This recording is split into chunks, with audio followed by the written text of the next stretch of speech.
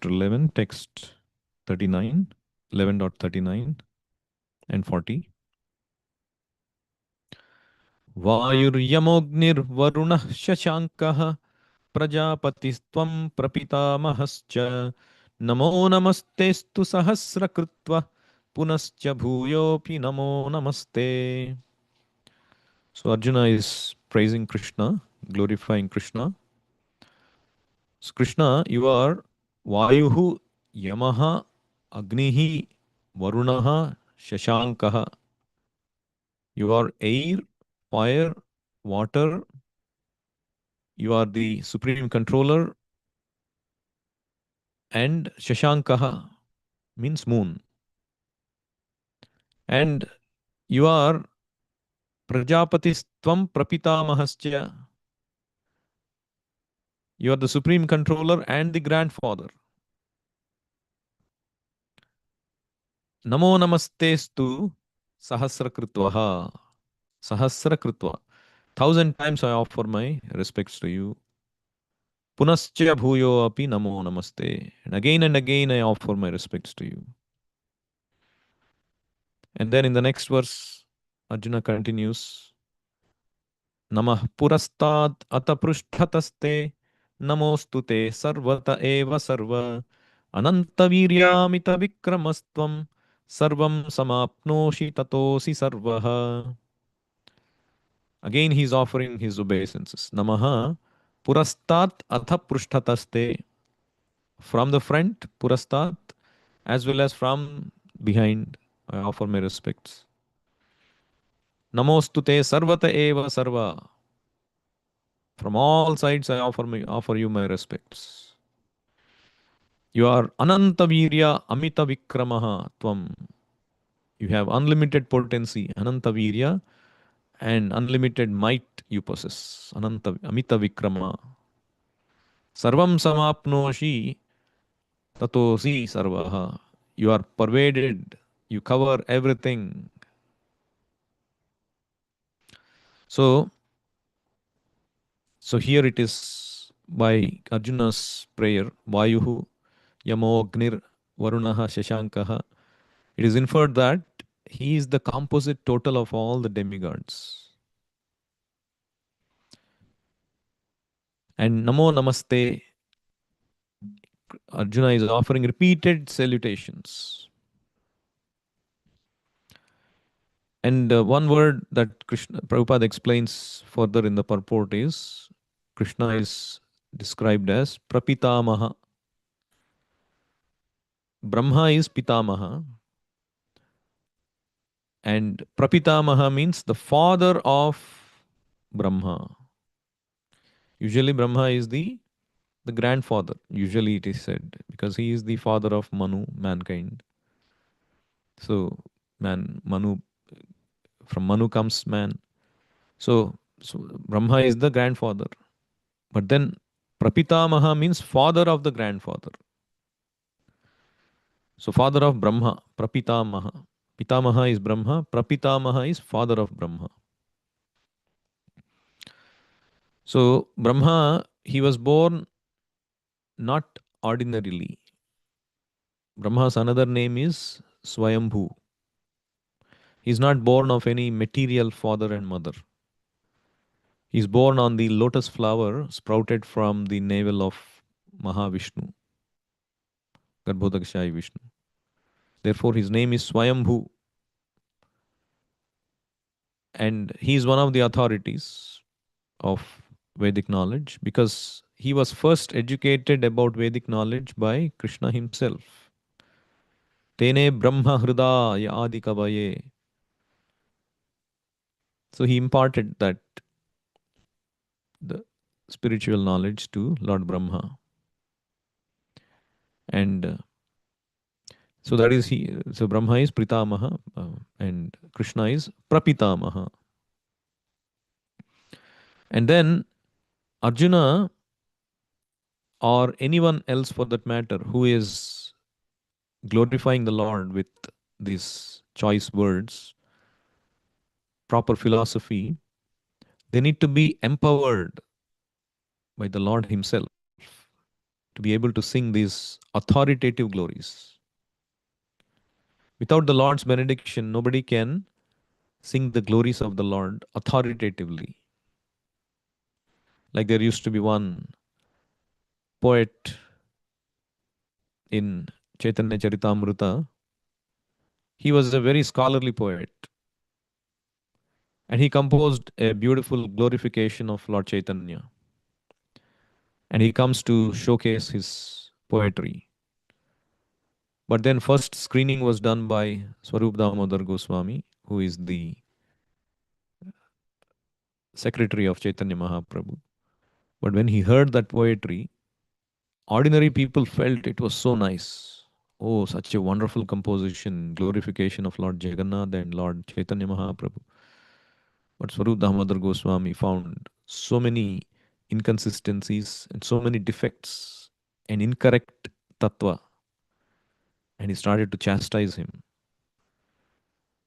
In order to understand proper tattva, in order to devotee and learn Bhagavatam from a pure devotee. Bhagavata padogiya Bhagavata sthane. So similarly, no one can glorify the Lord properly, authoritatively, unless he is blessed by the Lord or his pure devotee. So Arjuna got empowered to sing these glories of the Lord by the Lord himself. Like Dhruv Maharaj, he was a small child, 5 years old. But when the Lord appeared, the Lord blessed him by touching his conch to the head of Dhruva. And Dhruv Maharaj got surcharged with spiritual potency to start glorification of the Lord. Even in Chaitanya Charitamrita, it is said that Krishnadas Kaviraj Goswami says that there was a book, Chaitanya Bhagavat, written by Srila Vrindavandas Thakur. And he says the subject matter of that book is so sublime that it appears that Sri Chaitanya Mahaprabhu has personally spoken through the writings of Sri Vrindavandas Thakur. Because it is not possible for a common man to write books on bhakti or glorify the Lord in authoritative terms. Even Krishnadas Kaviraj himself, Goswami himself, for all his humility, he himself is so blessed by the Lord, even though he is 90 years old at that time when he wrote Chaitanya Charitamrita. Just imagine. But he was empowered by the Lord to write the glorification, the biography of Chaitanya Mahaprabhu.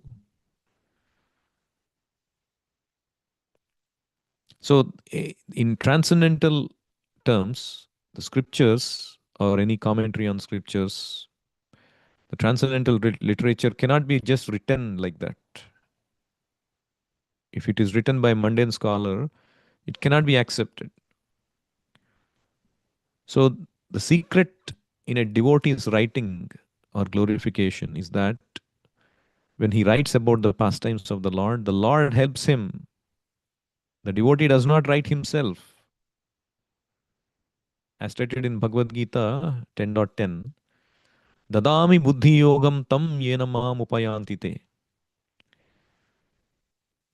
A devotee writes in service to the Lord, and the Lord from within gives him so much intelligence that he sits down near the Lord and goes on writing books.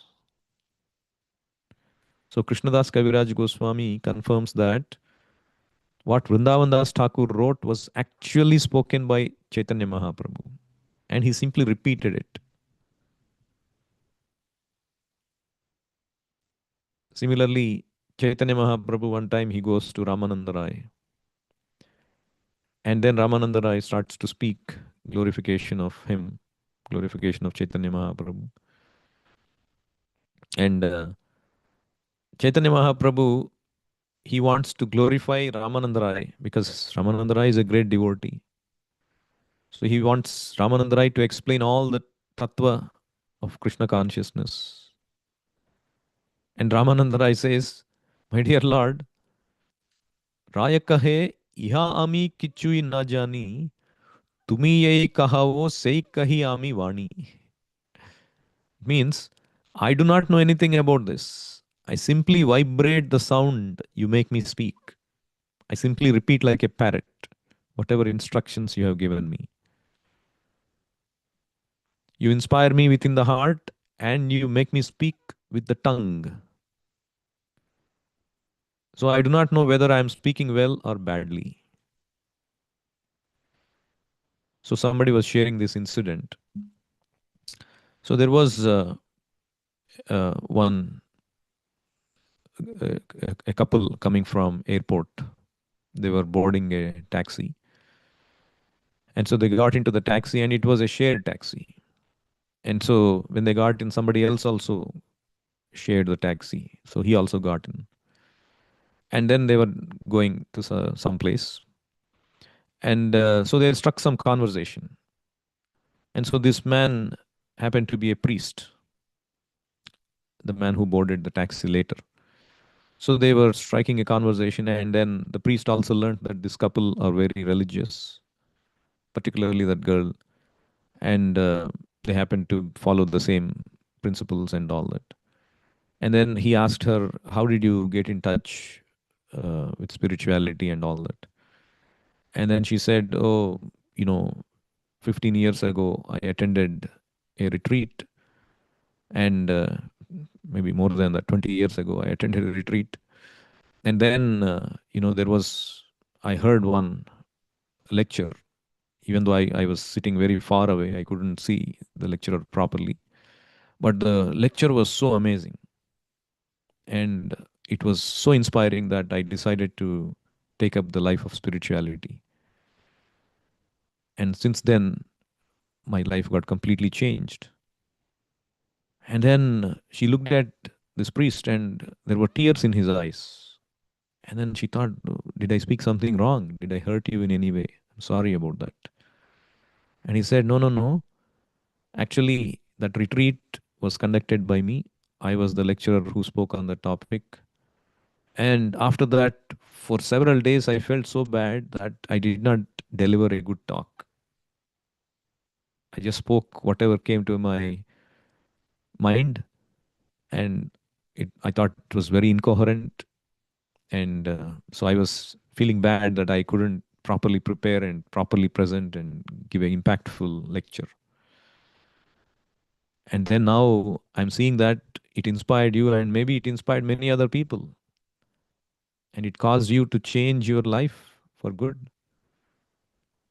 So that means the Lord has spoken through me, even though I might have thought I did a bad job, but it was Lord who is in control. So, like that, sometimes we may think, oh, this is good, this is bad.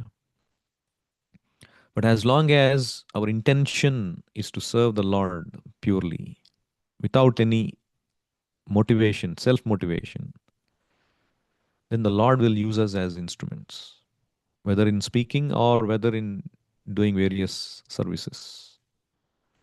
So it is the Lord who is, we should think it is the Lord who is doing it. I'm not the one. This is called humility. Humility means one definition of humility is not very eager to glorify oneself or to see the glorification of oneself. If you see in one sense Arjuna, his humility is showcased because he is saying Namaha, Namaha, Namah Purasta Tata Pushtataste. Namaha means what? We all say Namaha, Namaste. What does it mean? Nama means not me. It's not about me. It is about you. Te. Te means you. I am not the center. You are the center. I am not the great. You are the great. That's what it means. So if you cultivate that humility, you become very pleased. Krishna becomes very pleased. You become very dear to Krishna. Like Krishna says these qualities in 13th chapter. Amanitvam, adambhitvam, the great qualities one should possess. First quality is amanitvam, means it is humility. Even Chaitanya Mahaprabhu said the two qualities one should cultivate as a devotee is uh, trunadapi sunichena tarorapi sahishnuna amanina manadena kirtaniya sadaharihi. One should be as humble as a blade of grass. Trunadapi sunichena.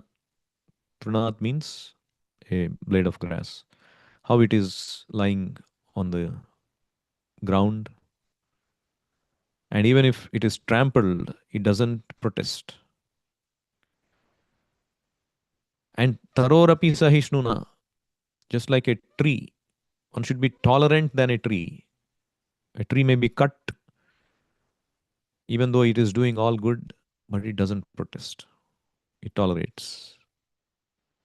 So these two are the great qualities to cultivate. For what? If you want to happily chant the holy name of the Lord. If you are an aggressor, you cannot chant the holy name of the Lord. The Lord will never descend on such a proud tongue. The Lord will only descend on those who are humble, those who are tolerant. So, like for example, it is said that there are several bamboo trees on the bank of Yamuna. They were all highly raised bamboo trees. You know these bamboo, they grow very tall. And they were all very proud that they are going so high in the sky. And but one bamboo stick, the tree, was very humble, was not going up, but bending down, like offering his obeisances and performing great austerities, standing on one leg in the water of Yamuna for a long time. So these villagers, they would come and they would cut these growing bamboo sticks for various purposes. But nobody was touching this bamboo stick which was bent down, because it was not of much use to them. But that humble bamboo stick was very patient. He was waiting for his day of perfection. And one day, Lord Krishna himself came on the bank of Yamuna, and he was looking for a proper bamboo stick to make his own flute. And then he chose that bent bamboo stick. And then he made his divine flute, and the flute became glorified. So, you see, it is humility is not a sign of weakness. It is acknowledgement that I am in this position because of not just myself. The Lord's blessing is there. And willingness to engage in the Lord's service in however capacity. Like, for example, you are offering a flower to the lotus feet of Krishna. See how fortunate that flower is. The flower, it did not protest. The devotee is plucking that flower, and the flower happily agreed to be plucked, even though it may be painful. So when you show that humility, when you show that submissiveness to the authority, to the spiritual master's mission, then the spiritual master can take you and offer you as at the lotus feet of Krishna. So this humility is very important aspect. Even when Rupa Goswami, Sanatan Goswami, they first met Chaitanya Mahaprabhu, they were big ministers. They were practically acting as chief ministers because they were the right hand to the chief minister. But then they came and offered obeisances to Chaitanya Mahaprabhu. They were putting a, a blade of grass in their mouths. Because that's the custom in those days, that anybody who comes with a blade of grass in their mouth shows that they are being very humble. Just like Truna, I consider myself lower than a blade of grass, like that. And they offered obeisances. And Chaitanya Mahaprabhu was very pleased with their humility, even though they were most knowledgeable and they were experts in everything. But then Sanatan Goswami, he said, Keami kene amai jare tapatray. Why? Because people, they call me Pandit. They call me Pandit kahe, and Satyakari Mani. And I also consider that to be truth. But I am so fool that I don't know why I am suffering in this life. Actually, people to come to that realization that they are suffering itself is a great thing, because people usually think they are enjoying. They're in illusion, thinking, "Oh, I'm this body and this body will last forever, and this enjoyment will last forever." So, to come to that stage of thinking that there is tapatraya, three kinds of miseries, that itself is a great progress.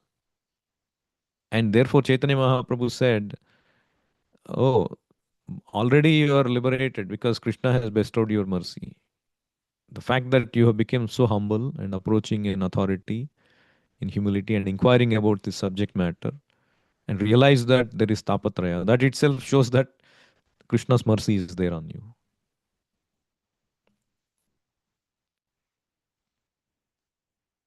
So the other thing to note here is that Krishna is everything. The words used here, Sarvam samapnoshi tatosi sarvaha. You cover everything, you are pervaded into everything. So there is a practical use for that as well.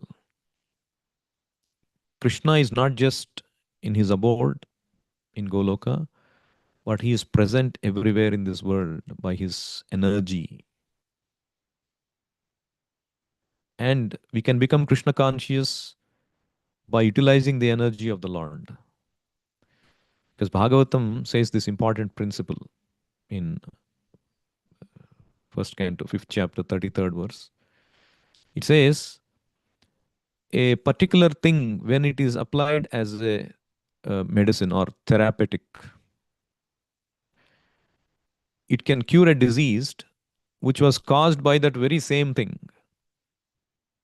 For example, milk preparations. Sometimes, if you indulge in eating more milk preparations, it can cause indigestion, disorder of the bowels. But the same milk product, when it is converted to yogurt or curd and mixed with some other remedial ingredients, it cures that disorder caused by the milk. See, milk caused the disorder, and the same milk, when it is taken in a different way, it cured the disorder. So, similarly, the threefold miseries of material existence can be mitigated in this material world itself, but not simply by some material activity, but when that activity is spiritualized. Just like indulging in material activity makes you contaminated and makes you suffer. But that indulging in a material activity which is spiritualized can liberate you. So the other example Prabhupada gives is just like a fire and iron rod. So iron rod by nature is cold. It's complete opposite to fire. But when it comes in touch with the fire, when you put that iron rod in the fire and keep it for a long time, it becomes red hot and it acts just like fire, isn't it? You touch anything with it, it burns. So, similarly, any material conception is at once changed as soon as it is put in the service of the Lord. That is the secret of spiritual success. So we should not reject material things. As I say, best use of a bad bargain. This material world, this material body is a bad bargain. But when we use it, when that iron rod is put in that fire, when we use it in the service of the Lord, because everything is emanation from the Supreme Spirit. This matter is also one of the energy of the Lord. So, by his inconceivable power, he can convert spirit into matter and matter into spirit. So, a material thing, so called material thing, is at once turned into spiritual force by the great will of the Lord.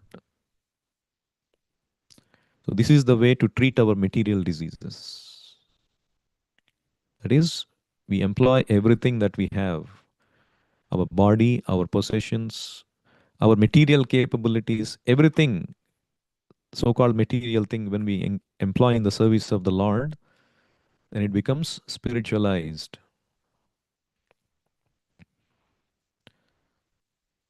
Similar verse is used in Bhagavad Gita. Vasudevaha sarvam iti samahatma sudurlabhaha. As Arjuna is saying, Sarvam samapnoshi tatosi sarvaha. You are everywhere. You are everything.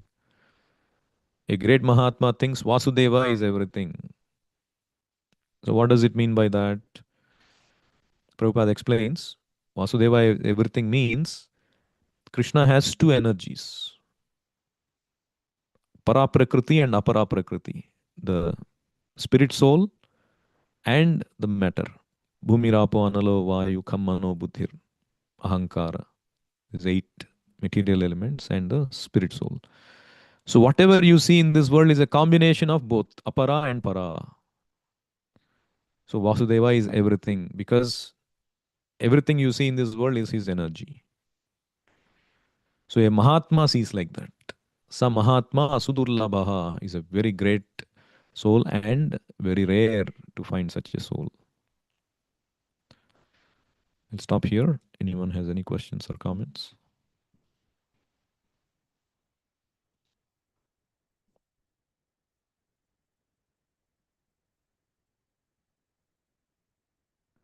Bhagavad Gita as it is ki jai, Srila Prabhupada ki jai, Nitai Gaur Premanande.